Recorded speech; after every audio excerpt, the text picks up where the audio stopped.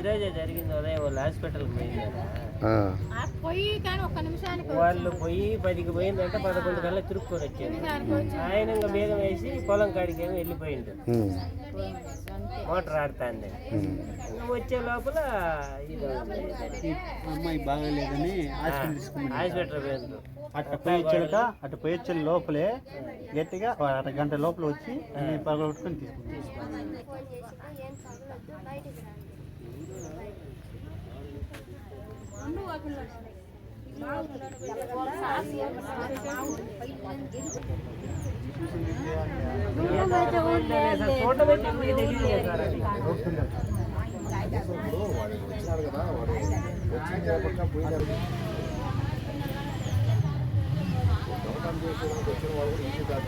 వెళ్ళిపోయేటప్పుడు ఈజీ గడిపోయే ప్రయత్నం చేస్తాడు కదా, బడికి తెచ్చుకుంటాడు పెట్టుకుంటాడు, లేకపోతే ఏమైనా పెట్టుకుంటాడు, లేకపోతే బండి ఎవరు వదిలేసి వెళ్ళిపోయింటే ఆన్లైన్లో ఇబ్బంది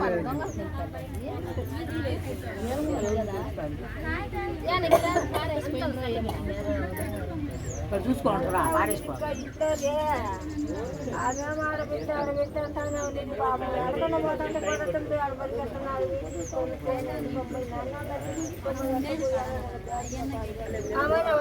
పదకొండు తీసుకొచ్చినాం అక్క. ఆయన పోతాను నేను చేసి నీళ్ళు వేస్తున్నాను, ఉపయోగం మేము అట్టుకుంటాను, ఉపయోగం మేము సాయం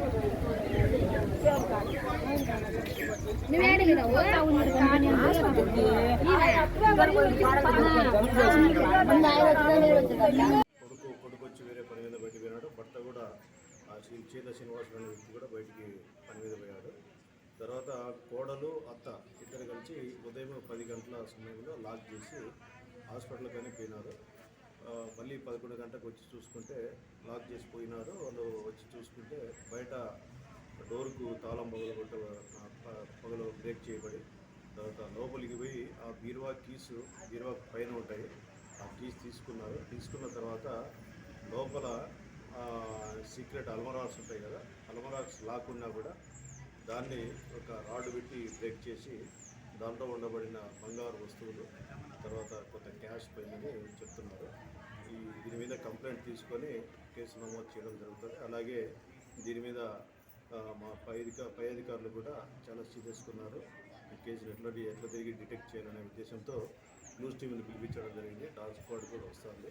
తర్వాత అలాగే district crime party CI Bhaskar Reddy ఆధ్వర్యంలో ఆ పార్టీ కూడా వచ్చి ఇక్కడ వెరిఫై చేయడం జరుగుతుంది. చుట్టుపక్కల సీసీ కెమెరాలు, తర్వాత సస్పెక్ట్స్ కొంతమందిని విచారించడం జరుగుతుంది. దీంట్లో ఇంతవరకు అయితే క్లూస్ అయితే లేవు.